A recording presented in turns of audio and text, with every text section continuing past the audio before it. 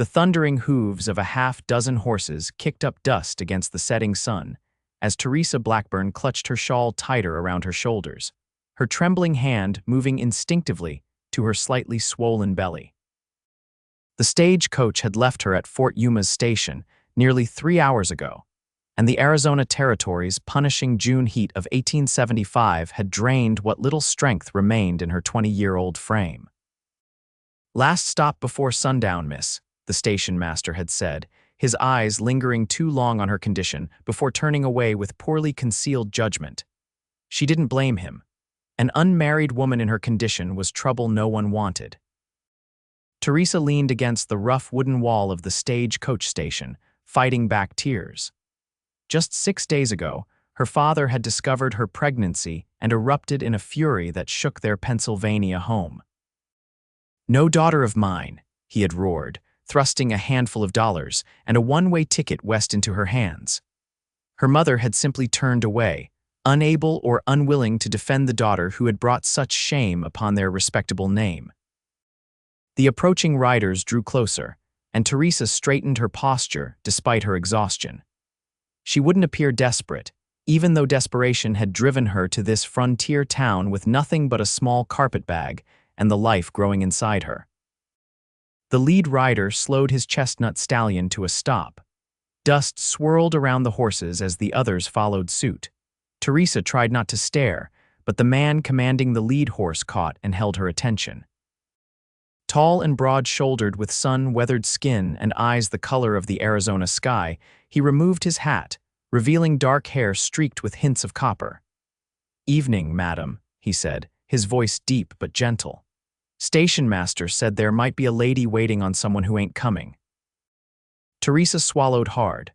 "I'm afraid the station master is mistaken. I'm merely resting before continuing my journey." The man's eyes, kind but shrewd, took in her travel-worn appearance, the small bag at her feet, and the protective way her hand rested on her midsection. He nodded slowly. "Luke Fitzgerald," he introduced himself, dismounting with fluid grace that belied his size. "I own the Copper Canyon Ranch about 8 miles north of here." He gestured to the men behind him. "These are my ranch hands. We're heading back after delivering cattle to the fort." Teresa hesitated. Proper introductions weren't wise when one was trying to disappear, yet something in his steady gaze made her respond. "Teresa Blackburn," she offered, omitting any details about her origins or circumstances. Luke Fitzgerald studied her for a moment longer, then glanced at the darkening sky. "Fort Yuma's no place for a lady to be stranded after dark, especially." His eyes briefly flickered to her midsection before meeting her gaze again. "Especially one traveling alone." "I have sufficient funds for lodging," she lied, knowing the few dollars remaining would barely cover a meal. One of the ranch hands, an older man with a silver-streaked beard, cleared his throat. "Begging your pardon, Miss Blackburn, but the hotel's full up with soldiers. Supply regiment came through yesterday." Teresa felt the blood drain from her face. Her carefully constructed facade of confidence crumbled. Where would she go? What would she do? Luke Fitzgerald seemed to read the panic in her eyes. He replaced his hat and spoke with quiet authority. "Miss Blackburn, I don't mean to presume, but it appears you might be in need of assistance." He paused, choosing his words carefully. "My sister-in-law runs the household at Copper Canyon. We have plenty of room, and she'd welcome the company." Teresa stiffened. "I couldn't possibly impose. It's no imposition," Luke interrupted gently. "My home is your home now, at least until you decide your next move." The sincerity in his voice nearly undid her. After days of coldness and rejection, this stranger's simple kindness threatened to break the dam of emotions she'd been holding back. "Why would you help me?" she whispered, unable to keep the suspicion from her voice. Life had taught her that men rarely offered assistance without expecting something in return. Luke's expression softened. "My mother was once in a position not unlike yours, Miss Blackburn. She found herself alone in a strange place, carrying my older brother with nowhere to turn." He glanced at the older ranch hand, who nodded in silent understanding. "A family took her in, gave her shelter until she could stand on her own 2 feet again. I'm just passing along that kindness." Teresa hesitated, weighing her options. Stay alone in a frontier town with nowhere to sleep, or accept the offer of this stranger with the honest eyes and quiet strength. I can pay my way, she said finally. I won't be a charity case. A hint of a smile touched Luke's lips. We'll discuss arrangements once you're rested. Can you ride? Teresa nodded. Yes, though it's been some time. Luke turned to one of his men. Pedro, your mare has the gentlest gait. Would you mind letting Miss Blackburn ride her back to the ranch? You can double up with Miguel. The young ranch hand nodded, dismounting and leading a dappled gray mare forward. She's called Dulce, miss, sweet as her name. Luke approached, hands respectfully at his sides. May I help you mount? Teresa nodded, suddenly aware of how tired she truly was. His hands were strong and sure as he lifted her onto the saddle, careful not to touch her more than necessary. 8 miles isn't far, but we'll take it slow, he assured her, returning to his own horse. The trail can be rough in places. As the small party began moving north, Teresa felt a strange mixture of fear and hope rise within her. She had no idea what awaited her at Copper Canyon Ranch, but for the first time since discovering her pregnancy, she allowed herself to believe that perhaps her story and that of her child might not end in tragedy after all. The journey to Copper Canyon Ranch took longer than Teresa expected. True to his word, Luke kept their pace gentle, occasionally glancing back to ensure she was managing well on Pedro's mare. The terrain gradually changed from the flat expanse near Fort Yuma to rolling hills dotted with saguaro cacti and mesquite trees, their silhouettes stark against the darkening sky. You holding up all right, Miss Blackburn? Luke called back after they'd been riding for nearly an hour. Yes, thank you, she responded, though her back ached and weariness had settled deep in her bones. The gentle rocking motion of the horse had nearly lulled her to sleep several times, and she'd had to grip the saddle horn to keep from swaying. The older ranch hand, who'd introduced himself as Hank, rode alongside her. Ranch is just beyond that ridge, he said, pointing to a dark outline against the purple-blue horizon. Miss Martha will be mighty pleased to have another woman around. Gets lonesome for her, being surrounded by nothing but cowpokes day in and day out. Miss Martha, Teresa inquired, grateful for the conversation to keep her alert. Mr. Luke's sister-in-law, Hank explained, been running the household since Mr. Luke's brother passed on 3 years back. Pneumonia took him quick. He shook his head sadly. Thomas Fitzgerald was a good man, left behind Miss Martha and young James, just 5 at the time. Teresa processed this information carefully, so Luke Fitzgerald wasn't married but shared his home with his widowed sister-in-law and nephew. The arrangement seemed unusual but somehow reassuring. At least she wouldn't be the only woman on the property.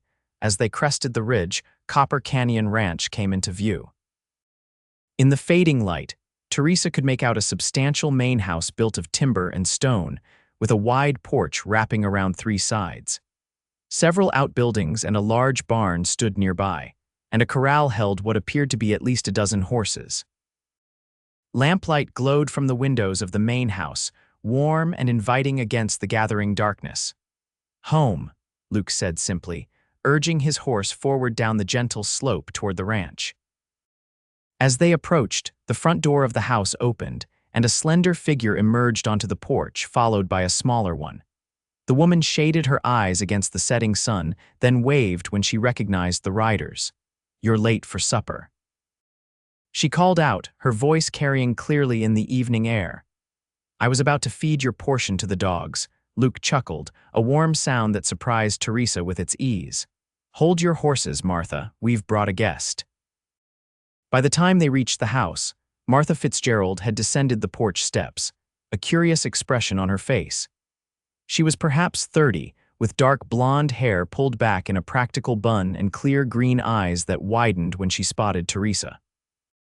The small boy beside her, James, Teresa presumed watched the proceedings with undisguised interest, his fingers fidgeting with the hem of his cotton shirt. Luke dismounted first, then moved to help Teresa from the saddle. As his strong hands grasped her waist, she felt a momentary dizziness wash over her. The world tilted alarmingly. "Miss Blackburn," Luke's concerned voice seemed to come from far away. Her legs buckled as her feet touched the ground. and the last thing she remembered was Luke's arms catching her before darkness claimed her consciousness.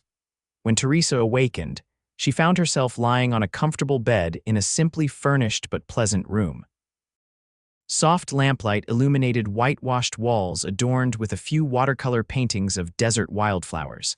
A patchwork quilt covered her, and someone had removed her shoes but otherwise left her fully clothed.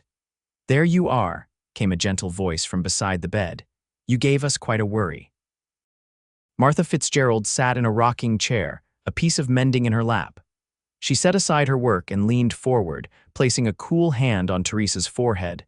"No fever, thank goodness. Just exhaustion, I expect, and perhaps you haven't eaten properly for some time." Teresa tried to sit up, embarrassed by her weakness. "I'm so sorry to be a burden." "Nonsense," Martha interrupted firmly, helping her adjust the pillows behind her back. "Luke explained your situation, or rather, what little he knows of it.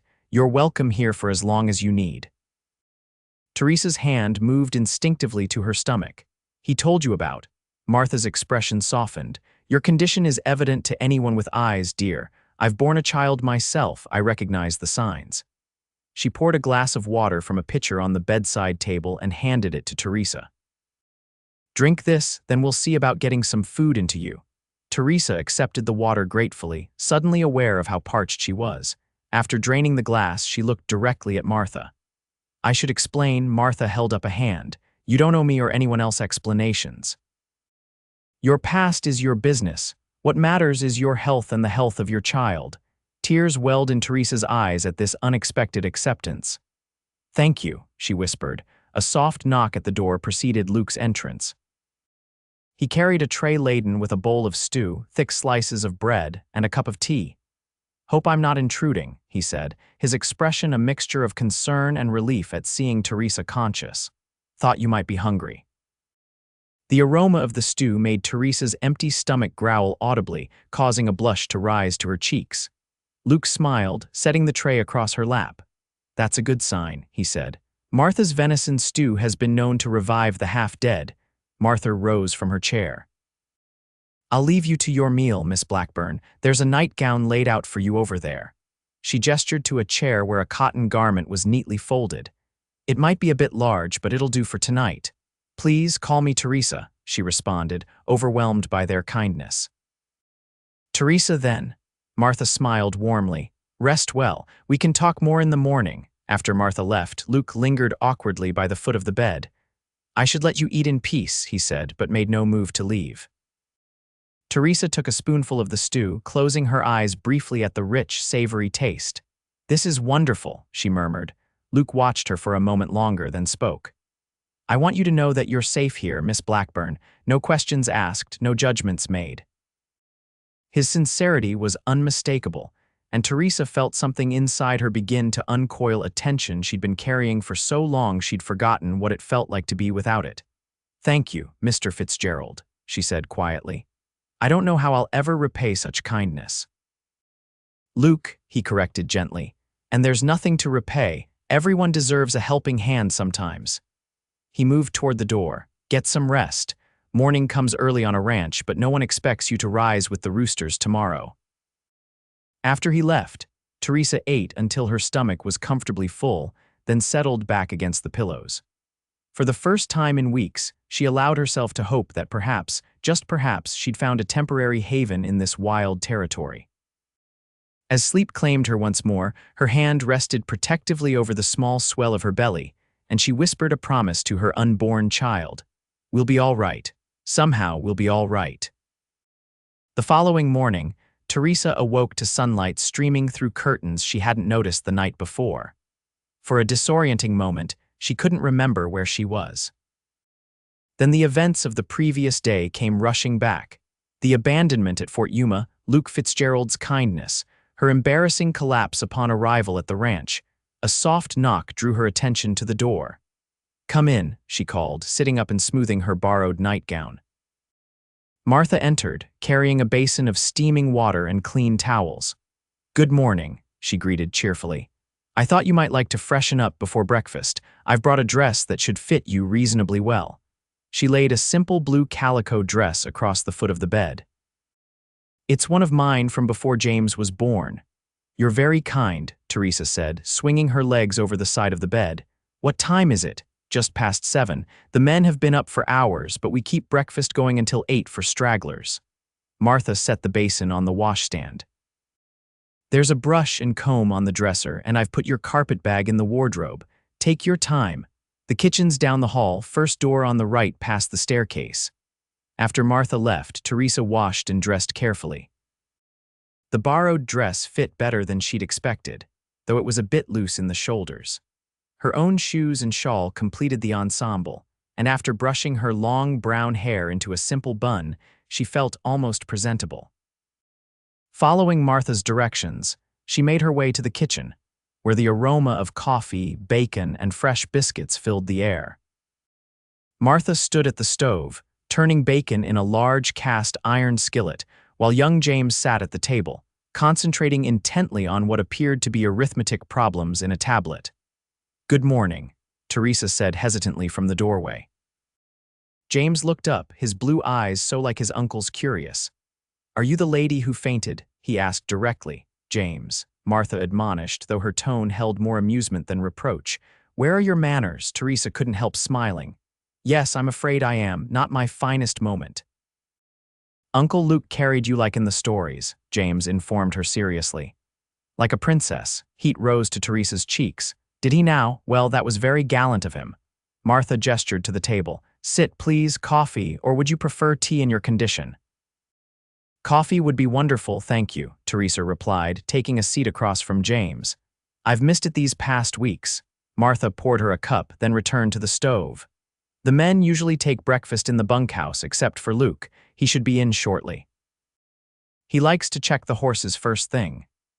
As if summoned by his name, Luke appeared in the doorway, removing his hat as he entered.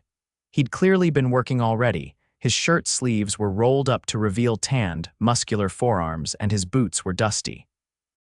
"Morning," he said, his eyes finding Teresa immediately. "You're looking much improved, Miss Blackburn." "Teresa, please," she reminded him, "and I feel much better, thank you." He smiled, transforming his weathered face, and Teresa felt an unexpected flutter in her chest that had nothing to do with her pregnancy. "Teresa," he repeated, as though testing the sound of her name. He moved to the wash basin near the back door to clean his hands. "Martha keeping you well fed?" "I'm trying," Martha said, bringing a platter of bacon and biscuits to the table, "though our guest has only just risen." Luke took his place at the head of the table. "James, did you finish those sums?" The boy nodded eagerly. "Yes, sir, all 20 of them." "Good man." Luke ruffled his nephew's hair affectionately. "After breakfast, I'll check your work, then you can help Pedro with the new foal." James's face lit up. "The Pinto had her baby early this morning," Luke confirmed. "A fine colt with legs that seemed too long for his body." Teresa observed the easy affection between uncle and nephew with interest. It was clear that despite not being James's father, Luke had stepped fully into a paternal role. Breakfast proceeded with comfortable conversation. Teresa learned that Copper Canyon Ranch was one of the more prosperous operations in the territory, raising both cattle and horses. Luke had inherited it from his father and expanded it considerably over the past decade. "Do you plan to stay in Arizona long, Teresa?" Martha asked as she refreshed the coffee cups. Teresa hesitated. In truth, she had no plan beyond escaping her father's wrath and the shame that would have followed her in Pennsylvania. "I'm uncertain," she admitted. "I hadn't thought beyond reaching Fort Yuma." Luke studied her over the rim of his coffee cup. "No family waiting for you somewhere?" The question, though gently asked, prodded at raw wounds. Teresa set down her fork. "No, my family made it quite clear they want nothing more to do with me." She placed a protective hand over her belly. "Or my child." A moment of silence followed her statement. Martha exchanged a glance with Luke that Teresa couldn't interpret. "Well," Martha said finally, "their loss is our gain. We can certainly use another pair of hands around here if you're willing." Teresa looked up in surprise. "You're offering me employment." Luke leaned forward, his expression serious. "We're offering you a place to stay for as long as you need it. In exchange, you help Martha with whatever she requires. The arrangement can last until after your child is born or longer if that suits you." The generosity of the offer left Teresa speechless. These people didn't know her, had no reason to trust her or extend such kindness. "I don't understand," she said finally. "Why would you do this for a stranger?" Luke's eyes met hers directly. "Because it's the right thing to do. And because, as I told you yesterday, someone once did the same for my mother." Martha reached across the table and squeezed Teresa's hand. "Say yes, dear. The house is too big for just the three of us anyway." Tears threatened again, and Teresa blinked rapidly to hold them back. "Yes," she whispered. "Thank you."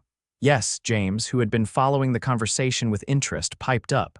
"Does this mean she'll be here when the baby comes? Will it be a boy or a girl? Can I help name it?" Martha laughed, breaking the emotional tension. "One question at a time, James. And naming babies is usually left to their mothers." "I don't know if it's a boy or girl," Teresa told James with a smile. "We'll have to wait and see." "When will it come out?" the boy persisted. Teresa calculated quickly. "Not until late November, I think." Luke nodded thoughtfully. "Good timing. The fall roundup will be done by then and things slow down for winter." He stood, placing his napkin beside his empty plate. "I should get back to work. James, bring your arithmetic to my office in 15 minutes. After he left, Martha began clearing the table. "Don't worry about helping today," she told Teresa when she started to rise. "Take time to settle in, explore the house if you like. Tomorrow's soon enough to start earning your keep." Left alone after Martha shooed James off to gather his schoolwork, Teresa wandered through the main floor of the ranch house. It was larger than it had appeared from outside, with a formal dining room she guessed was rarely used, a comfortable parlor with well-worn furniture, Luke's office, and a small library filled with books that made her heart leap with pleasure. Reading had always been her solace, and the prospect of having access to books again was unexpectedly moving. She was examining the titles when Martha found her. "Ah, you've discovered Luke's Pride and Joy," she said, joining Teresa by the shelves. "He orders books from as far away as San Francisco and even Boston. Says a man's mind needs feeding as much as his body." "It's wonderful," Teresa murmured, running her fingers along the spines. "I didn't expect to find such a collection in a frontier ranch." "The Fitzgeralds have always valued education," Martha explained. "Their father insisted on it. Luke went to school back east until he was 17, might have stayed for university if his father hadn't fallen ill." Teresa selected a volume of Tennyson's poetry. "May I?" "Of course." "Any book here is yours to read. Luke's rule is just to return them to their proper place when you're finished." As the days passed, Teresa found herself settling into life at Copper Canyon Ranch with surprising ease. Martha was a patient teacher, showing her the routines of the household and never commenting on Teresa's occasional bouts of morning sickness or fatigue. Young James adopted her immediately, following her about when he wasn't doing chores or lessons, peppering her with questions about everything from her favorite color to whether her baby might want to play with his wooden soldiers once it was born. Luke remained something of a mystery. He was unfailingly polite and considerate, checking daily on her welfare, but he kept a careful distance. Teresa often felt his eyes on her when he thought she wasn't looking, but whenever she met his gaze, he would quickly turn his attention elsewhere. One evening, about 2 weeks after her arrival, Teresa sat on the front porch, enjoying the relative coolness after sunset. The book in her lap lay forgotten as she watched the spectacular array of stars emerging in the darkening sky. The sound of boots on the porch steps alerted her to Luke's approach. He carried 2 cups of what smelled like tea. "Martha thought you might like some chamomile," he said, offering her one of the cups. "Says it helps with sleep." "Thank you." Teresa accepted the cup gratefully. "Won't you sit?" Luke hesitated, then lowered himself into the rocking chair beside hers. For several minutes, they sat in companionable silence, sipping their tea and watching the night settle over the ranch. "May I ask you something, Teresa?" Luke finally broke the silence, his voice low. She tensed slightly but nodded. "Of course, the father of your child." He paused, seeming to search for the right words. "Is he looking for you?" The question caught her off guard. "No," she said after a moment. "He doesn't even know about the baby. He was gone before I realized my condition." Luke's expression remained neutral, but his knuckles whitened slightly around his cup. "I see. It's not what you think." Teresa said quietly, feeling a need to explain despite Martha's assurance that no explanations were necessary. He wasn't some cad who seduced and abandoned me. He was. She swallowed hard. He was my fiancé, Timothy Walsh. We were to be married in June. Luke turned to face her more fully. What happened? Teresa stared into her tea, finding it easier to speak without meeting his gaze. Typhoid. It swept through our town in February. Timothy's entire family fell ill. He insisted on nursing them despite the risk. Her voice faltered. He was the last to die, 3 weeks after his parents and sister. I'm sorry, Luke said softly. That's a heavy burden to bear alone. We had been together once before he fell ill. A moment of weakness, or perhaps just love that couldn't wait for ceremony. Teresa felt heat rise to her face at the admission. I didn't know I was with child until nearly 2 months after his death. By then, the signs were unmistakable, at least to my mother. Luke was quiet for so long that Teresa finally looked up to find him watching her with an expression she couldn't decipher. Your parents, he said finally. They cast you out for this. After you'd lost the man you loved, the bitterness in his tone surprised her. My father is a church elder. The disgrace of an unwed daughter carrying a child would have been intolerable. He gave me enough money for passage west and told me never to return. Luke set his cup down with such force that tea sloshed over the rim. Forgive me for saying so, but your father's understanding of Christian charity seems somewhat lacking. Despite everything, Teresa found herself smiling at his indignation. I can't disagree. And you've been traveling alone since then. How long? Nearly 3 weeks, Teresa admitted. I spent most of what my father gave me on the train and stagecoach tickets. By the time I reached Fort Yuma, I had barely $5 to my name. Luke shook his head, clearly troubled by her story. Well, you're not alone anymore, Teresa. Whatever happens, you and your child have a home here for as long as you want it. The simple declaration, spoken with such certainty, moved her deeply. Why are you so kind to me? You owe me nothing. Luke was quiet for a moment, his gaze turning toward the distant mountains silhouetted against the night sky. My mother didn't just find herself alone and expecting, he said finally. She was escaping my father, my biological father, that is. Teresa remained silent, sensing he needed to tell this story at his own pace. He was a violent man, Luke continued. Charming when sober, but the drink turned him mean. When she discovered she was carrying Thomas, she ran. Ended up at a stage stop not unlike Fort Yuma, with winter coming on and nowhere to go. He shifted in his chair, the wood creaking softly beneath him.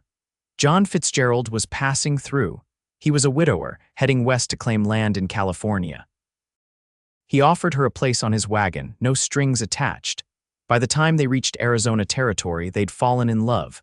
They married before Thomas was born, and John gave him his name. I came along 2 years later. He sounds like a good man, Teresa said softly. Luke nodded. The best I've ever known. He taught us that a man's worth isn't measured by what he takes, but by what he gives. He turned to her, his expression earnest in the faint light from the parlor windows.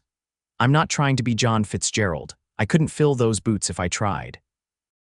But I'd like to think I learned his most important lessons. Teresa was struck by how this revelation changed her understanding of Luke Fitzgerald. His kindness wasn't just generosity, it was honoring a legacy. Your father would be proud of the man you've become, she said quietly. Something flickered in Luke's eyes, surprise, perhaps, or gratitude. I hope so, he said simply. They fell silent again, but the quality of the silence had changed. Something had shifted between them, a deepening of understanding that made Teresa both comfortable and strangely nervous. Finally, Luke stood. It's getting late, you should rest. As Teresa rose to follow him inside, she impulsively reached out and touched his arm. Thank you for telling me about your parents and for everything else. In the dim light, she couldn't be sure, but she thought she saw color rise to his weathered cheeks. Good night, Teresa, he said softly, holding the door for her. That night, as she lay in bed with one hand resting on the growing curve of her belly, Teresa found herself thinking not of Timothy and the life they might have had, but of Luke Fitzgerald and the unexpected sanctuary he had offered. For the first time since learning of her pregnancy, she fell asleep without fear shadowing her dreams. As July melted into August, Teresa's pregnancy became more visible, and with it came a new sense of purpose. No longer hiding her condition or fearing discovery, she threw herself into ranch life with enthusiasm. Martha taught her to bake the sourdough bread that was a staple at every meal, to preserve the vegetables from the kitchen garden, and to manage the countless tasks that kept the household running smoothly. Teresa discovered an unexpected talent for bookkeeping as well. Finding Luke struggling one evening with the ranch accounts, she offered her assistance, explaining that her father had insisted she learn such skills to help with the church finances. "You have a gift for numbers," Luke had said with undisguised admiration after she'd untangled a particularly complex set of figures. From that evening forward, the ranch books became her responsibility, a task she approached with meticulous care. It felt good to contribute something of value, to earn her place rather than simply accept charity. The child within her grew active, especially in the evening hours. Teresa had taken to sitting on the porch after supper, watching the sunset and feeling the fluttering movements that gradually strengthened into definite kicks and pushes.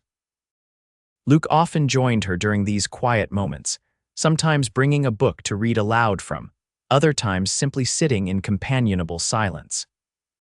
One such evening in late August, as they watched a distant thunderstorm paint the sky with lightning, Luke asked, "Have you thought of names for the baby?" Teresa smiled, placing a hand on her rounded belly. "For a girl, I thought perhaps Elizabeth, after Timothy's mother. She was very kind to me." She hesitated, then added, "For a boy, I was considering John." Luke looked at her sharply. "John, after your father," she explained softly. "The man whose example led you to take in a desperate stranger and her unborn child. It seems fitting to honor him." For a moment, Luke seemed unable to speak. Then, to Teresa's surprise, he reached across the space between their chairs and took her hand in his. "He would have been honored," he said, his voice rough with emotion. "Thank you." His hand was warm and calloused, the hand of a man who worked hard every day of his life. Teresa found herself reluctant to pull away, even when the moment of emotional connection had passed. "May I?" Luke asked suddenly, gesturing toward her belly. Teresa hesitated only briefly before nodding. Gently, Luke placed his large hand on the curve of her stomach, waiting patiently. When the baby delivered a particularly enthusiastic kick, his face lit up with wonder. "Strong," he said admiringly. "Like his mother, or her mother," Teresa corrected with a smile. "We won't know until November." Luke withdrew his hand slowly. "Either way, that child is fortunate to have you." The sincerity in his voice warmed Teresa more deeply than she cared to admit. Over the weeks, her feelings toward Luke had grown complicated. She still mourned Timothy, the father of her child and the man she had expected to spend her life with. Yet she couldn't deny that Luke Fitzgerald had awakened something in her heart: admiration, certainly, but also a flutter of attraction she hadn't thought she'd ever feel again. Such feelings were inappropriate, she reminded herself firmly. Luke had offered her shelter and friendship, nothing more. To imagine anything beyond that was foolish and potentially disastrous. Yet sometimes, when she caught him watching her with an expression of tender concern, or when their hands accidentally brushed while passing the salt at dinner, she wondered if perhaps her feelings weren't entirely one-sided. September brought cooler temperatures and increased activity at the ranch as preparations began for the fall roundup.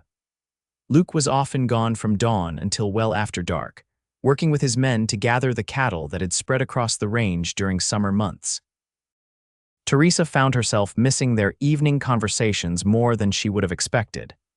She took to watching for his return, relieved each time she saw him ride in safely, exhausted but satisfied with the day's work. "You've taken quite an interest in my brother-in-law," Martha observed one afternoon as they worked together kneading bread dough in the kitchen. Teresa felt heat rise to her cheeks.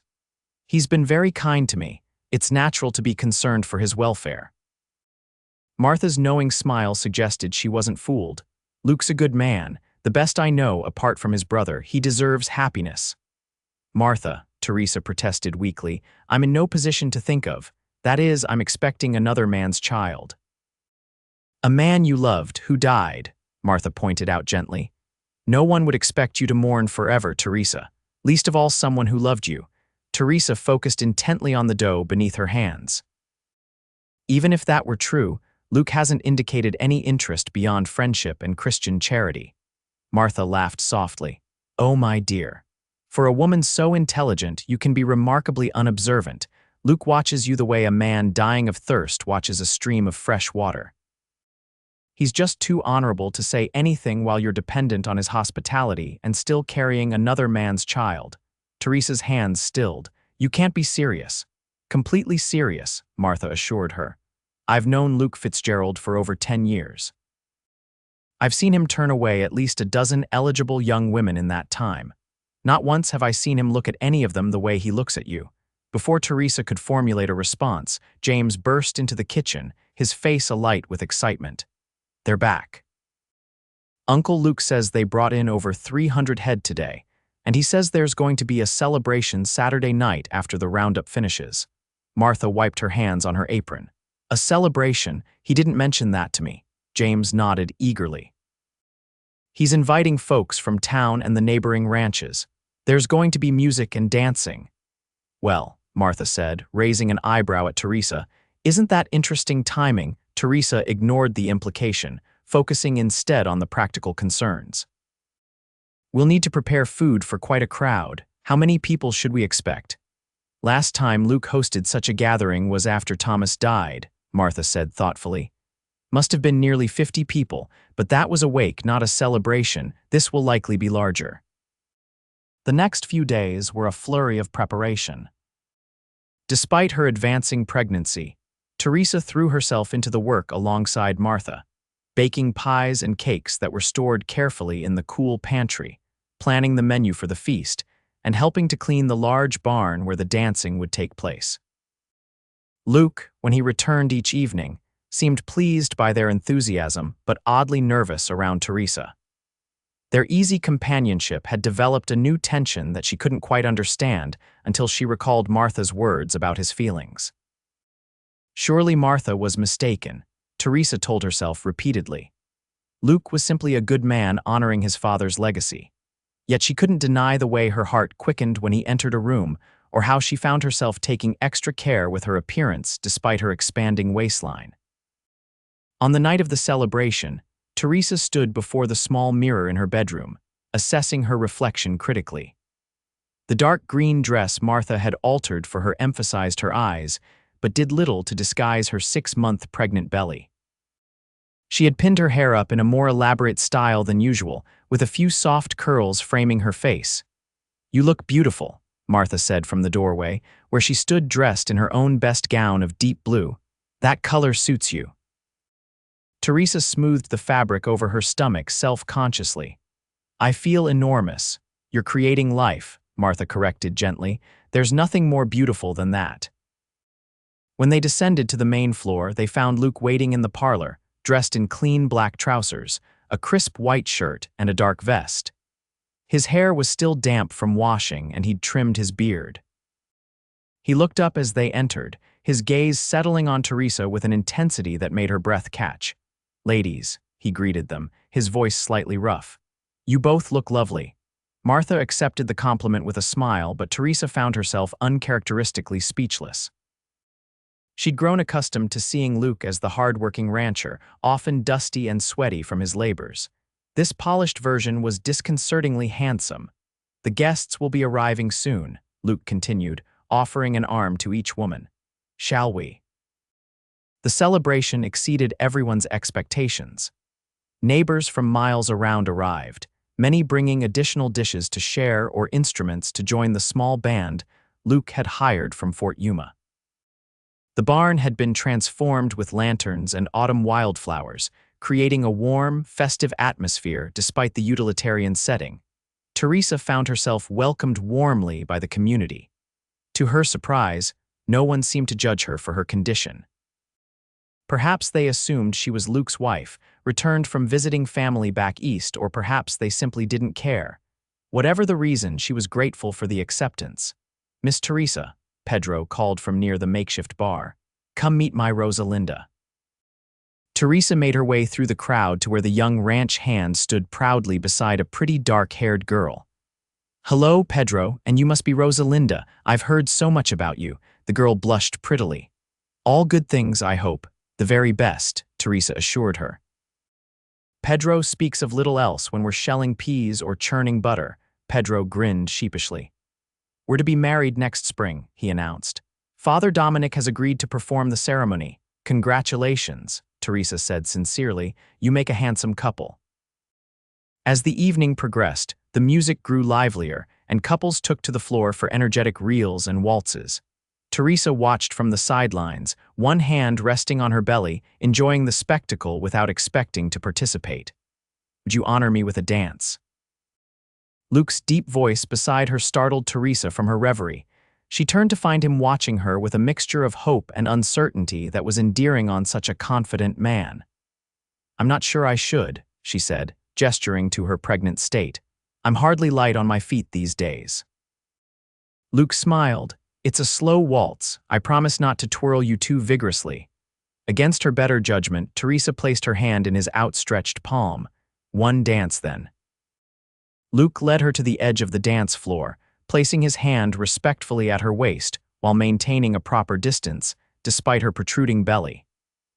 As they began to move to the gentle three-quarter time, Teresa was surprised by how gracefully Luke guided her through the steps. "You dance well for a cowboy," she teased lightly. "My mother insisted we learn," he replied with a smile. "Said no son of hers would clump around a dance floor like a buffalo." Teresa laughed, relaxing into his lead. "She sounds formidable." "She was," Luke agreed, his expression softening with memory. "Strong as iron but gentle with those she loved. You remind me of her sometimes." The comment warmed Teresa unexpectedly. "I'll take that as a high compliment." It was meant as one. Luke's gaze held hers, suddenly serious. "Teresa, there's something I've been wanting to tell you." He was interrupted by a commotion near the barn entrance. Raised voices and the sound of breaking glass drew everyone's attention. Luke released Teresa reluctantly. "Stay here," he instructed, moving swiftly toward the disturbance. From where she stood, Teresa could see a group of men she didn't recognize trail hands from the look of them, probably passing through on a cattle drive. One, clearly intoxicated, was being restrained by his companions while Luke and Hank confronted them. Martha appeared at Teresa's side. "Trouble," she said grimly. "Those are Hollister's men. They never could hold their liquor." "Should we do something?" Teresa asked worriedly. Before Martha could respond, the situation escalated. The drunk cowboy broke free from his friends and lunged at Luke, who sidestepped the clumsy attack with ease. Unfortunately, the momentum carried the man forward directly toward where Teresa and Martha stood. Teresa felt Martha shove her aside just before the cowboy crashed into them. Martha stumbled but kept her feet. Teresa wasn't as fortunate.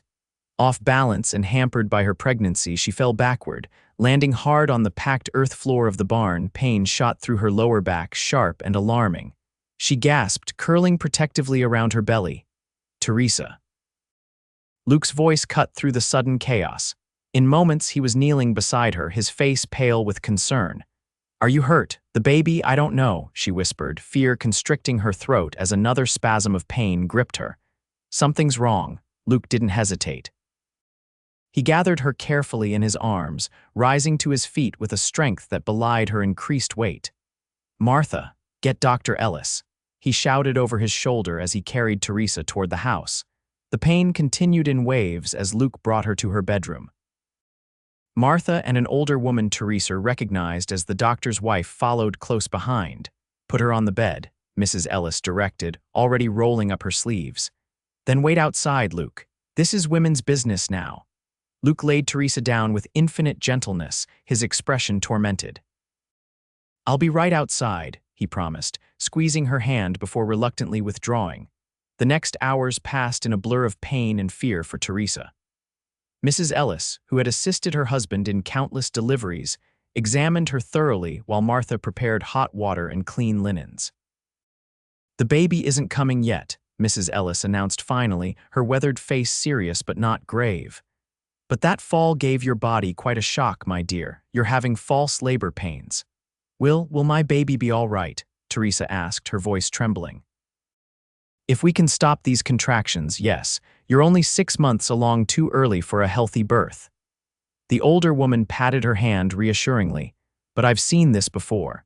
Bed rest, special tea, and prayer, that's our course of action now.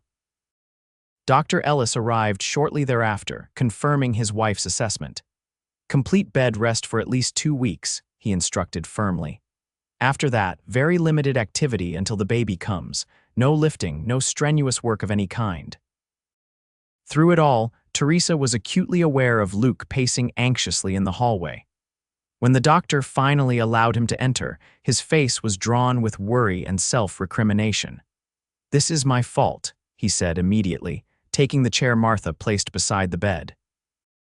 "I never should have held that celebration, or let those Hollister boys in when they showed up uninvited." "Don't be ridiculous," Teresa countered weakly. "You couldn't have predicted what happened." Luke took her hand, his grip gentle but secure. "How are you feeling now?" "Better," she assured him, though the occasional spasm still rippled through her abdomen. "The pains are farther apart. Dr. Ellis says that's a good sign. And the baby?" Teresa placed their joined hands on her belly where a reassuring movement answered the question. "Still active, Mrs. Ellis thinks all will be well if I'm careful." The relief that washed over Luke's features was profound. "Thank God," he whispered. Then, more firmly, "You'll have the best care. I'll send for a proper nurse from Tucson if needed." "That won't be necessary," Martha interjected from the doorway. "Between Mrs. Ellis, myself, and the ranch wives who have already volunteered, Teresa will have round-the-clock attention. Besides, I doubt she'd get better care from any nurse in Arizona territory." Luke didn't look entirely convinced but nodded. "Whatever she needs, whatever it costs." His concern was touching but also slightly overwhelming. Teresa squeezed his hand. "I'll be fine, Luke. Truly, the baby and I just need rest." The weeks that followed tested Teresa's patience severely. Accustomed to activity and usefulness, she found the enforced idleness of bed rest nearly intolerable. Martha brought her books from Luke's library and set up a small desk where she could continue working on the ranch accounts, but the hours stretched endlessly. Luke visited her room every morning before beginning his day and again each evening, often bringing wildflowers or some small gift, a piece of hard candy, a new pencil for her accounting work, once even a kitten from a recent litter in the barn that he thought might keep her company. "You don't have to keep bringing me things," Teresa protested when he appeared with a beautiful leather-bound journal. "You've already done more than enough." Luke set the journal on her bedside table, his expression earnest. "I want to. Besides, I missed our evening talks on the porch. This gives me an excuse to sit with you a while." His honesty disarmed her. "I've missed them too," she admitted quietly. Luke settled into the chair beside her bed, his large frame making the piece of furniture seem almost child-sized. "I never finished what I was trying to tell you at the dance," he said after a moment. Teresa's heart quickened. "What was that?" He studied his hands, uncharacteristically hesitant. "I've been thinking about what happens after the baby comes, about your plans." "Oh." Teresa felt a pang of uncertainty. Did he expect her to leave? Had her presence become a burden? "I haven't made any definite decisions yet." Luke looked up quickly. "I'm not rushing you," he assured her. "Just the opposite, in fact. I wanted to tell you that you're welcome to stay at Copper Canyon." "Permanently?" Teresa blinked in surprise. "That's very generous, but please let me finish," Luke interrupted gently. "This isn't just generosity, Teresa. These past months, watching you become part of our household, seeing your strength and kindness." He paused, drawing a deep breath. "I've developed feelings for you, feelings that go well beyond friendship or Christian charity." Teresa felt as though the air had been sucked from the room. "Luke, I'm not asking for anything," he hastened to add. "I understand your situation. You're still mourning Timothy, still preparing to welcome his child. I don't expect you to return my feelings." "But you hope I might," Teresa finished softly. Luke nodded, his expression vulnerable in a way she'd never seen before. "Someday, perhaps. If you could see your way clear to considering a future that includes me." The silence that followed was heavy with unspoken emotions. Teresa's mind whirled with conflicting thoughts and feelings. Part of her heart would always belong to Timothy, the father of her child and the man she had expected to marry. Yet she couldn't deny that her feelings for Luke had grown into something deeper than gratitude or friendship. "I don't know what to say," she admitted finally. Luke rose from the chair, moving to the window where the late October sunlight streamed in. "You don't need to say anything now. I just wanted you to know where I stand. That regardless of your feelings, you have a home here for as long as you want it, for you and the child." Teresa watched his broad shoulders, the tension evident in his stance. "Luke, look at me, please." He turned, his blue eyes guarded yet hopeful. "I can't make promises right now," Teresa said carefully. "Everything is so uncertain, but I care for you too. More than I expected to care for anyone again." The smile that transformed Luke's face was like sunrise after a long night. "That's more than I dared hope for," he said softly. Before either could say more, Martha knocked briskly at the open door. "Sorry to interrupt, but young James has just returned from school with a note from his teacher that requires immediate attention, Luke." Luke sighed, reluctant to leave but clearly accustomed to the interruptions of ranch life. "We'll continue this conversation later," he promised Teresa before following Martha from the room. Left alone, Teresa placed both hands on her rounded belly, feeling the strong movements of the child within. "What do you think, little one?" she whispered. "Could we make a life here with Luke?" The answering kick seemed almost like an affirmation. The first week of November brought an unexpected cold snap.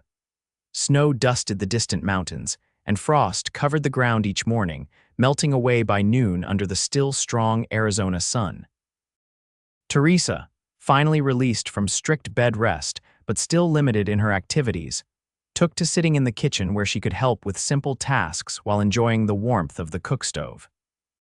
Nearly 8 months pregnant now, she found movement increasingly difficult, but was determined to contribute what she could to the household. "You should be resting," Martha scolded gently as Teresa carefully peeled potatoes for the evening meal. "If I rest anymore, I'll take root in that bed," Teresa replied with a smile.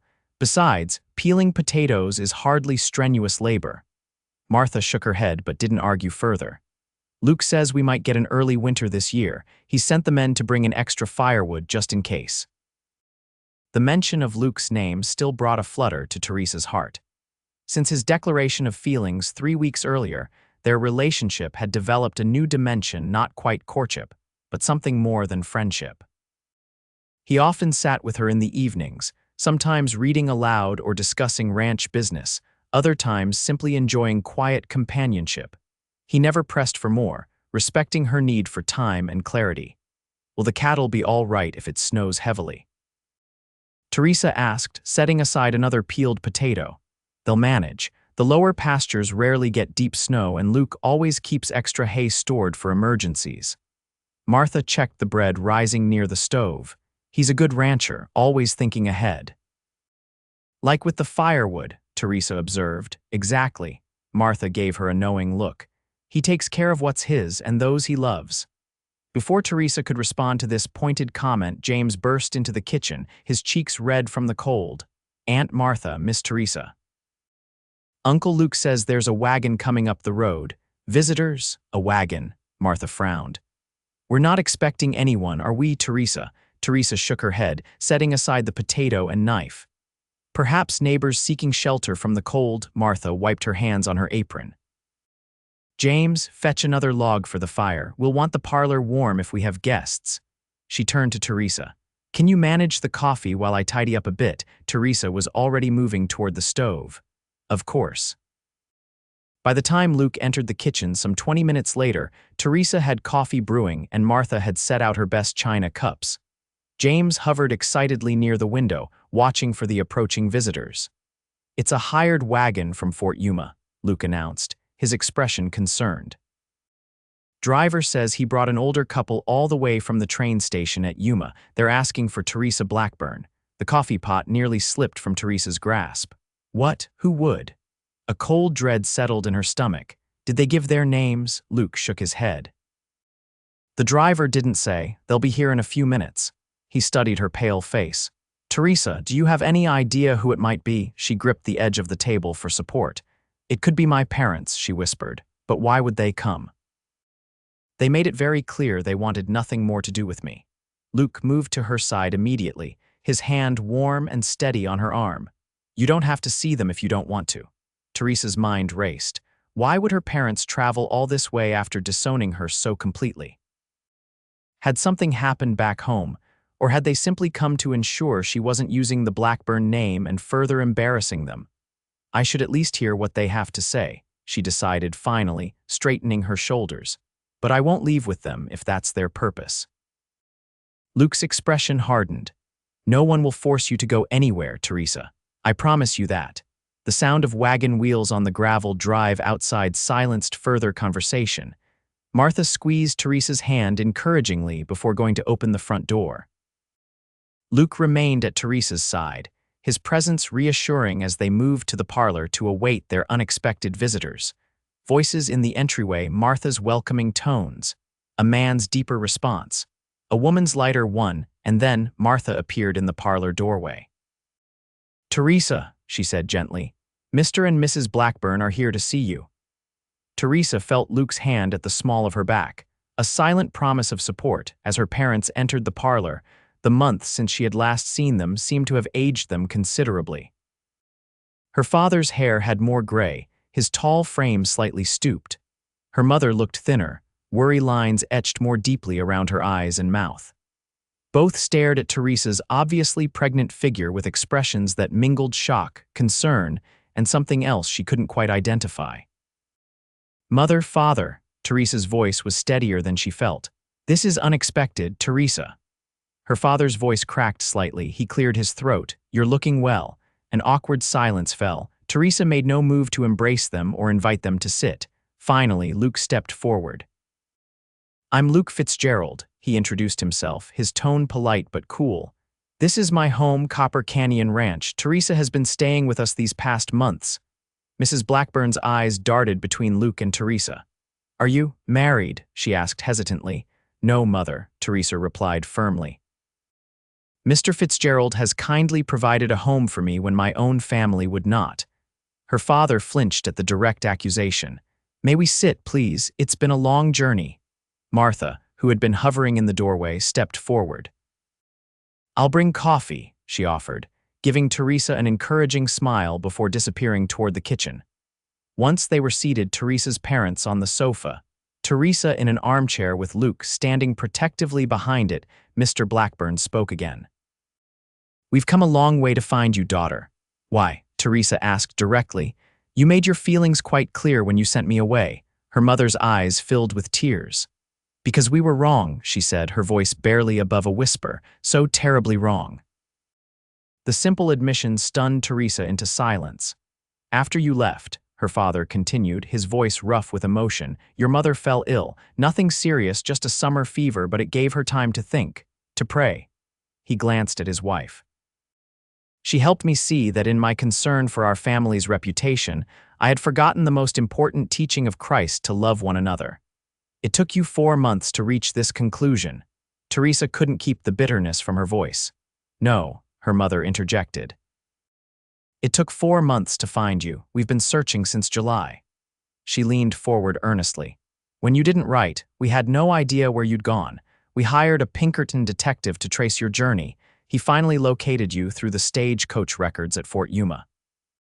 Martha returned with the coffee tray, providing a momentary respite from the emotional conversation. As she served the hot, fragrant brew, Teresa tried to process what her parents were saying. They had been looking for her. They regretted their actions. Why are you here? She asked when Martha had withdrawn again. What do you want from me? Her father set his coffee cup down carefully. We want to make amends, Teresa, to ask your forgiveness though we don't deserve it, and, he hesitated, glancing at her mother, to bring you home if you're willing. Your child, our grandchild, deserves a family. Teresa felt as though the room were spinning.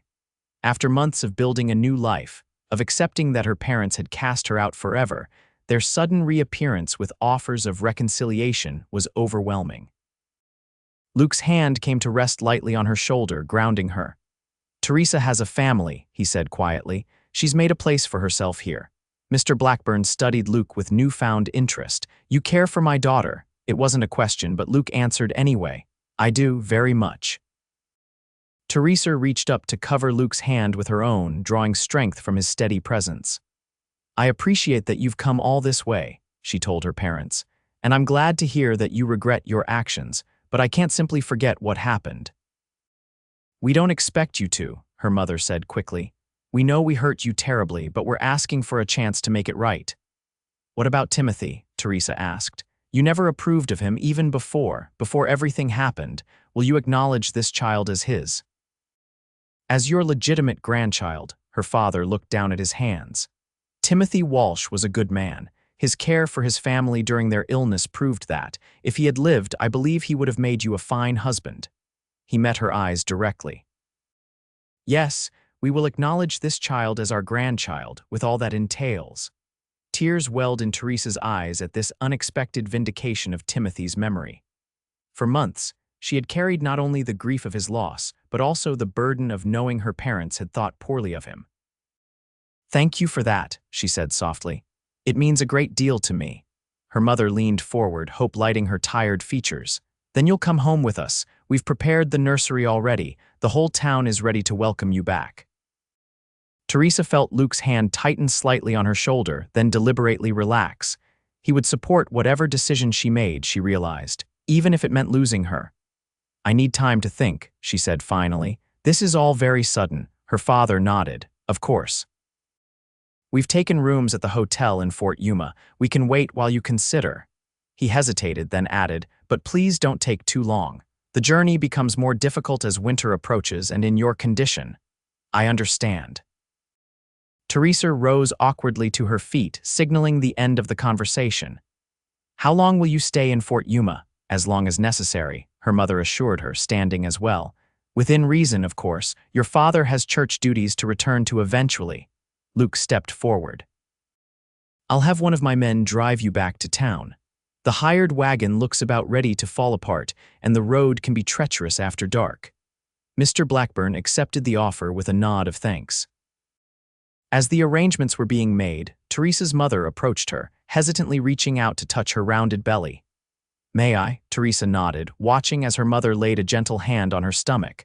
When the baby kicked vigorously, Mrs. Blackburn's face transformed with wonder. "Oh. So strong already," she murmured. Tears filled her eyes again. "I'm so sorry, Teresa, for everything." The simple sincerity in her mother's voice cracked something in Teresa's heart.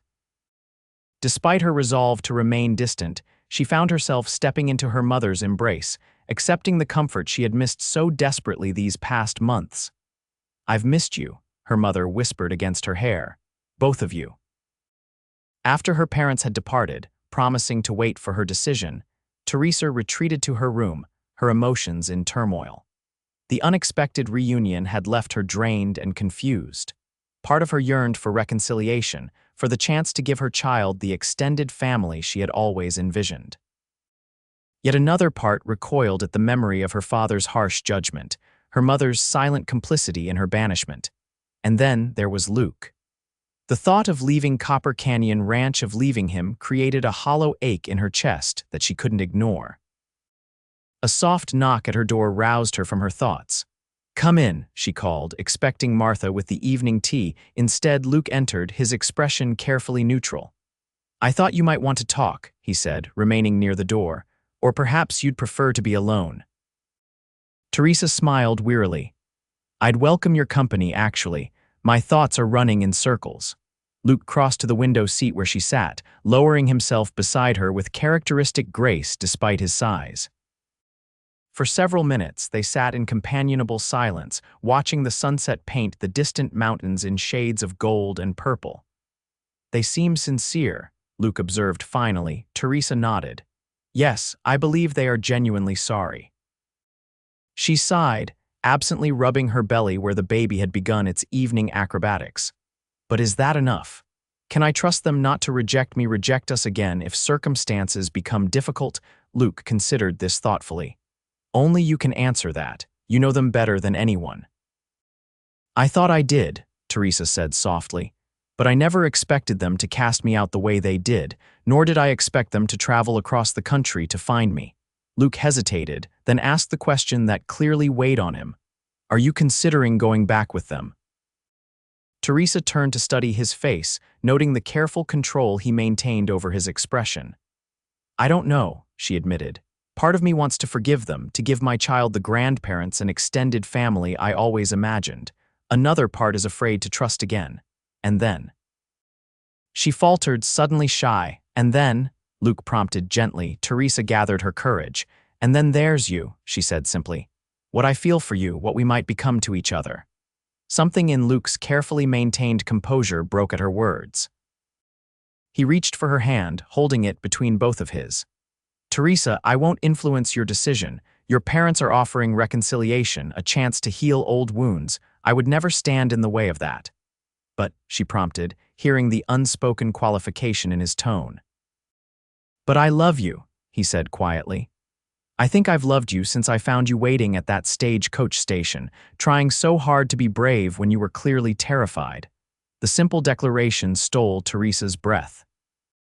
She had suspected, hoped even, but hearing the words aloud made them real in a way that nothing else could. "I know the timing is terrible," Luke continued when she remained silent. "Your parents just reappeared, the baby will arrive soon, and you're still reconciling with all that's happened. But I wanted you to know, before you make any decisions, exactly what you'd be leaving behind if you choose to go." Teresa felt tears well in her eyes, but these were different from the emotional tears she'd shed earlier. These were born of a profound realization that had been growing within her for months. "I love you too," she whispered, the truth of it washing through her like a cleansing rain. "I don't know when it happened, but somewhere between that first night when you said my home is your home now and today, you became essential to me." Luke's face transformed with joy, but he restrained himself from the embrace they both clearly desired. "Your parents," he began. "Need to understand that my life is here now," Teresa finished firmly. "With you if you'll have me, and this child." "If I'll have you," Luke repeated incredulously. "Teresa, nothing would make me happier than to build a life with you. To raise this child as my own and perhaps others of our own someday." Teresa smiled through her tears. "Is that a proposal, Mr. Fitzgerald?" Luke's answering smile was radiant. "It is, Miss Blackburn, though perhaps not the most romantic one. I should have waited, done this properly with a ring," and Teresa silenced him by placing her fingers gently against his lips. "It's perfect," she assured him. "Absolutely perfect." Luke captured her hand, pressing a tender kiss to her palm before leaning forward to place an equally gentle kiss on her lips there first, but carrying the promise of many more to come. When they parted, Teresa rested her forehead against his. "I need to tell my parents." "We'll ride into Fort Yuma tomorrow," Luke agreed. "Together." That night, Teresa wrote in the journal Luke had given her, recording not only the events of the day but also the journey of her heart from despair to hope, from isolation to belonging. As she wrote the final lines before sleep claimed her, she reflected on how completely her life had changed in the span of 5 short months. From abandoned daughter and expectant mother with nowhere to turn, she had become a woman with choices, with love, with a future bright with promise. She placed a hand on her belly, feeling the child within settle for the night. "Sleep well, little one," she whispered. "Tomorrow we begin a new chapter together." The following morning, Luke and Teresa rode to Fort Yuma in the comfortable ranch wagon, taking the journey at a leisurely pace to accommodate Teresa's condition. Martha had packed a hamper with bread, cheese, and dried fruit for their midday meal, insisting that Teresa needed to keep up her strength. "Your mother will be disappointed," Luke observed as they traveled through the crisp November morning. "She seemed very eager to have you return east with them." Teresa nodded, adjusting the blanket across her lap against the cool air. "Yes, I expect she will be, but I hope they'll understand and respect my decision." She glanced at Luke's profile, strong and steadfast against the backdrop of the Arizona landscape. "Perhaps they might even visit after the baby comes. I'd like my child to know his grandparents, despite everything." "Of course," Luke agreed readily. "They'll always be welcome at Copper Canyon, Teresa. They're your family." "You're my family now," she corrected gently. "You and this little one." Luke's smile warmed her more effectively than the wool blanket. "Yes, we are, but there's room in a heart for many kinds of love. I would never ask you to choose between your parents and me, not when reconciliation is possible." His generosity of spirit reinforced Teresa's certainty that she was making the right decision. Luke Fitzgerald was a man who understood the importance of family, of forgiveness, of second chances not just in words but in deeds. They reached Fort Yuma shortly before noon, the small frontier town bustling with activity. Soldiers from the nearby fort mingled with locals, traders, and travelers passing through. Luke guided the wagon to the town's only hotel, a two-story wooden structure that had seen better days but remained the most respectable establishment for miles around. "Would you like me to come in with you?" he asked as he helped Teresa down from the wagon. She considered the question carefully. "Initially, no. I think I should speak to them alone first, but perhaps you could join us after I've explained my decision," Luke nodded, understanding her reasoning. "I'll wait out here. Take as long as you need." The hotel clerk directed Teresa to a small private dining room where her parents had just begun their midday meal. When she entered, they both rose quickly, hope evident in their expressions. "Teresa, we weren't expecting you so soon," her mother exclaimed, hurrying forward to embrace her. Teresa returned the embrace, then accepted her father's more restrained but equally genuine hug. "I wanted to speak with you as soon as possible," she explained, taking the seat her father pulled out for her. "I've made my decision." Her parents exchanged a glance before her father spoke. "We're listening, daughter." Teresa took a deep breath. "I'm grateful that you came looking for me, truly, and I accept your apology and your desire for reconciliation." Relief washed over her mother's face. "Oh, thank goodness." "We can leave tomorrow if, Mother, please," Teresa interrupted gently. "Let me finish. I accept your apology and I want us to rebuild our relationship, but I won't be returning east with you." The hope in her parents' expressions faltered. "I don't understand," her father said slowly. "If you've forgiven us, why wouldn't you come home where you belong?" "Because this is my home now," Teresa explained, her voice firm but kind. "Copper Canyon Ranch, Arizona Territory. This is where I belong." "But your friends, your community," her mother protested. "I've made new friends here. Found a new community that accepted me without judgment." Teresa rested her hands on her rounded belly. "And I've found love again," understanding dawned in her father's eyes. "Fitzgerald," he said simply. "You're in love with him." Teresa nodded. "Yes, and he loves me. He's asked me to marry him, and I've accepted." Her mother's expression betrayed her confusion and hurt. "But the baby, Timothy's baby." "Luke has promised to raise this child as his own," Teresa assured her. "To love and provide for us both. He's a good man, Mother. The best I've ever known, apart from Timothy." Her father studied her face carefully. "You're certain of this? It's not just gratitude speaking?" "I'm certain," Teresa confirmed. "I've had months to consider my feelings, to observe the kind of man Luke is. This isn't a hasty decision born of desperation or gratitude." A heavy silence fell over the table. Teresa waited, allowing her parents time to process what she'd told them. Finally, her father spoke. "We had hoped to make amends by bringing you home, by helping you raise our grandchild." He sighed deeply. "But perhaps we're being selfish again. You've built a new life here, found happiness despite our terrible actions." "Yes, I have," Teresa agreed softly. "But that doesn't mean there isn't room in my life, in our lives, for you as well, if you're willing." Hope flickered in her mother's tear-filled eyes. "What are you suggesting?" "Stay for the birth," Teresa proposed. "Get to know Luke, see the home we're building together. Be present when your grandchild enters the world. And after," her father asked carefully, "after we'll find a way forward. Letters, visits when possible. This isn't the end of our family, Father. It's a new beginning on different terms." Her parents exchanged a long look, years of shared understanding passing between them. Finally, her mother turned back to Teresa. "If Mr. Fitzgerald is agreeable, we would be honored to stay for the birth of our grandchild," she said formally, though emotion made her voice tremble slightly. "He is," Teresa assured them. "In fact, he's waiting outside. Would you like to meet him properly?" When Luke joined them a few minutes later, Teresa watched with pride as he introduced himself to her parents with respectful confidence.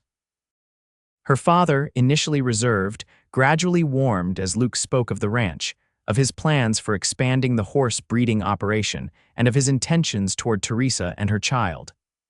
"I can't replace what Teresa has lost," Luke said frankly. "Timothy Walsh will always be this child's father. But I promise you, Mr. and Mrs. Blackburn, that I will love and care for both Teresa and her baby as if they were my own flesh and blood." "And if there are more children?" her father asked directly. Luke smiled, glancing at Teresa with such evident love that she felt her heart might burst. "I hope there will be," he said simply. "A house full of them if God and Teresa are willing." By the time they finished their meal, a tentative peace had been established. Her parents would stay at Copper Canyon until after the baby's birth, getting to know their future son-in-law and the place that had become Teresa's new home.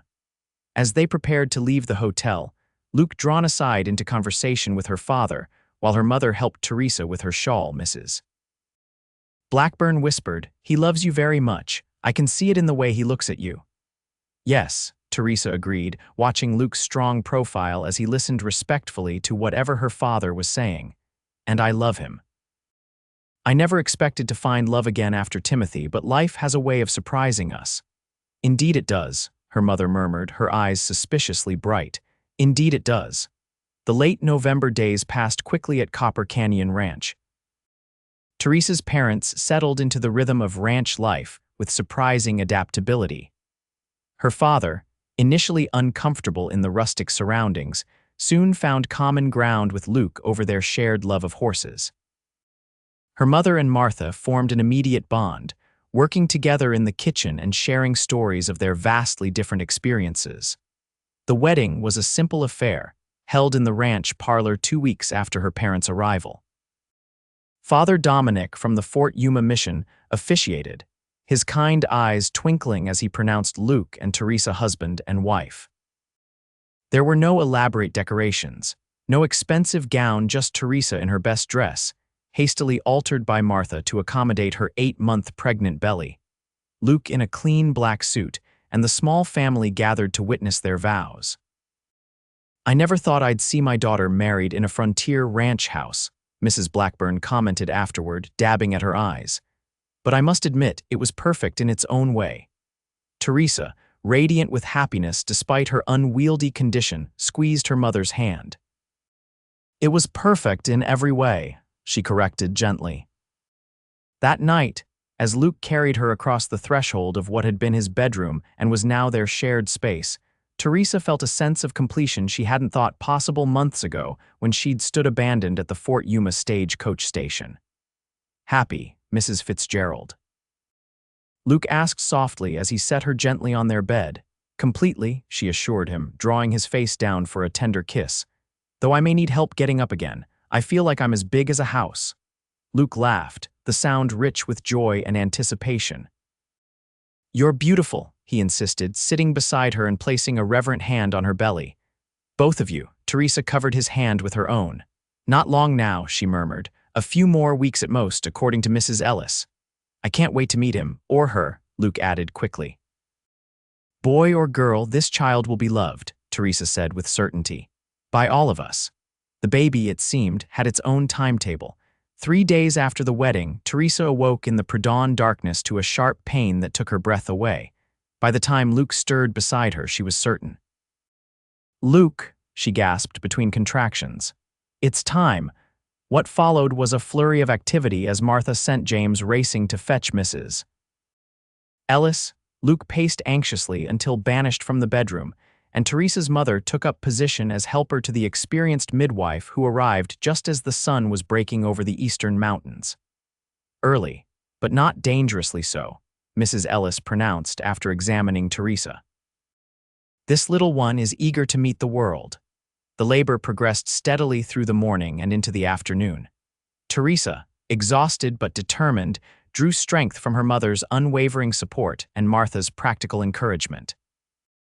Outside the bedroom door, she knew Luke and her father waited together, an unlikely alliance formed through shared concern for her and the child.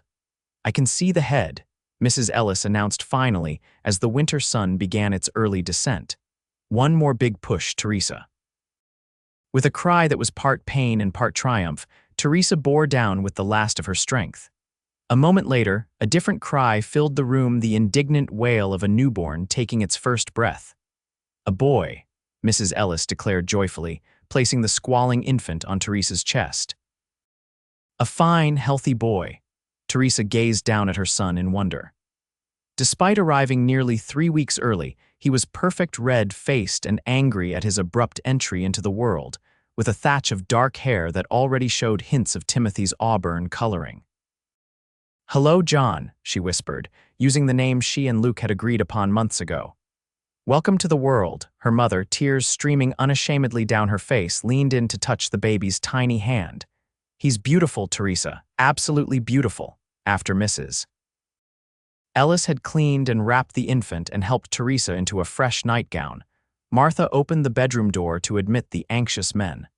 Luke entered first, his face a study in barely contained emotion. He approached the bed slowly, almost reverently, his eyes fixed on the small bundle in Teresa's arms. "Meet your son," Teresa said softly, shifting the baby so Luke could see his face. "John Timothy Fitzgerald." Luke's eyes widened at the middle name they hadn't discussed, including Timothy's name before. But the surprise quickly gave way to understanding and gratitude. "Hello, John Timothy," he said, his voice rough with emotion as he gently touched the baby's cheek.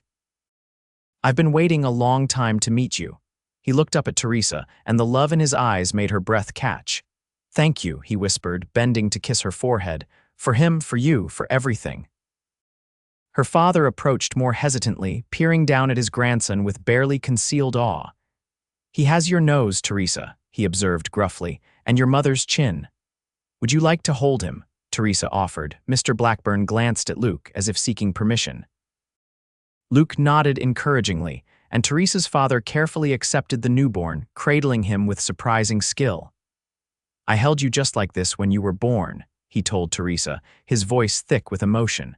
"Seems like yesterday and a lifetime ago all at once." For the next hour, little John was passed from arms to arms, admired and welcomed by the small family gathered in the bedroom. James was particularly fascinated, asking if the baby could play chess with him when he was bigger. "Someday," Luke promised, ruffling his nephew's hair. "For now, he mainly needs to eat and sleep." As twilight fell, Mrs. Ellis shooed everyone but Luke from the room, insisting that Teresa needed rest. When they were finally alone, Luke stretched out carefully beside Teresa on the bed, his arm around her shoulders, both of them gazing down at their sleeping son. "He's miraculous," Luke murmured. "I never thought I could love someone I just met so completely." Teresa smiled tiredly. "I felt the same way when I first saw him.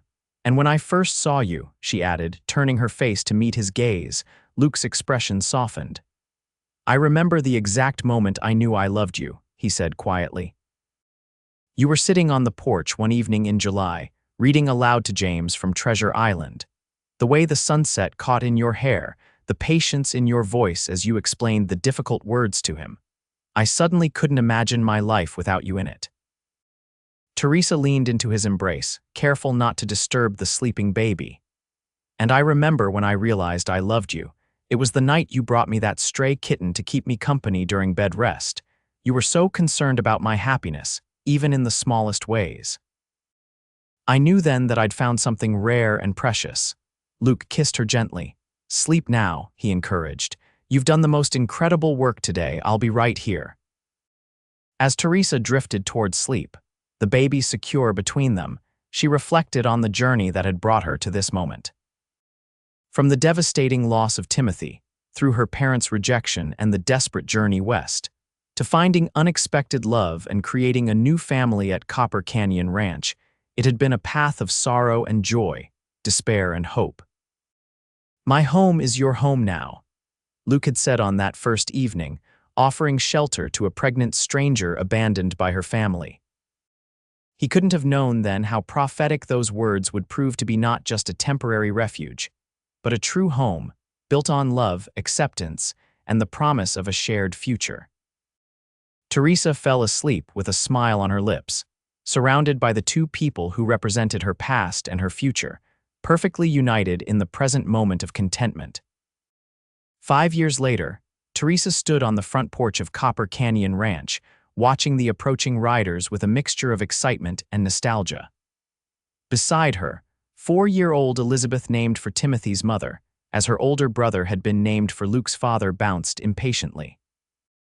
"Are they here yet, Mama?" she asked for perhaps the dozenth time in the past hour. "Almost, sweetheart," Teresa assured her, adjusting the toddler on her hip. 2-year-old Thomas, named for Luke's brother, with his father's blue eyes and easy smile. "See the dust on the road? That's Grandma and Grandpa's carriage. And Uncle James," Elizabeth added excitedly. "He promised to teach me to lasso this time." Teresa smiled at her daughter's enthusiasm. James, now 15, had left for boarding school in California the previous fall, following in his uncle's educational footsteps.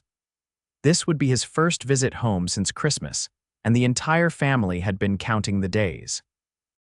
The sound of the front door opening behind her announced Luke's arrival, with 5-year-old John at his side. The boy had grown to resemble Timothy more with each passing year, particularly in his thoughtful demeanor and auburn hair, but he had developed Luke's love of horses and ranch life. "There they are," Luke confirmed, stepping beside Teresa and slipping an arm around her waist. "Right on time, as usual. Your father is nothing if not punctual." Teresa leaned into his embrace, grateful as always for his solid presence. "Mother's letters have been positively bubbling about this visit. I think James has become her favorite correspondent." "He writes a good letter," Luke agreed with pride. "Though I'm not sure the school's English master would approve of his tales of ranch adventures." The annual visits from Teresa's parents had become a cherished tradition. Each summer, they traveled west to spend a month at Copper Canyon, watching their grandchildren grow and strengthening the bonds that had been so nearly severed years ago. Mr. Blackburn had retired from his church position 2 years earlier, allowing them more flexibility for travel. As the carriage drew closer, Teresa reflected on how completely her life had transformed from that desperate day at Fort Yuma. The ranch had prospered under Luke's management, expanding to include a successful horse breeding operation. Martha had remarried 3 years ago to Dr. Ellis, of all people, after his wife passed away but still lived nearby and visited often. And Teresa herself had found a fulfillment she had never imagined possible. Her days were full with the children, the ranch accounts, and the small school she had established for the ranch hands' children and others from neighboring properties. Her heart, once broken by Timothy's death and her parents' rejection, had healed and expanded to embrace the family she and Luke had created together. "Penny for your thoughts, Mrs. Fitzgerald," Luke murmured, pressing a kiss to her temple. Teresa smiled up at him, still moved by the love she saw in his eyes after all these years. "I was just thinking how fortunate we are," she replied honestly. "How one act of kindness changed everything." Luke nodded, understanding immediately what she meant. "Best decision I ever made," he said simply. "Bringing home a pregnant stranger who looked ready to collapse from exhaustion, and saying those magic words," Teresa added softly, "My home is your home now." "Little did I know," Luke chuckled, "that you'd take the offer so literally and end up running the place better than I ever could." Teresa laughed, handing Thomas to his father as the carriage finally pulled up to the house.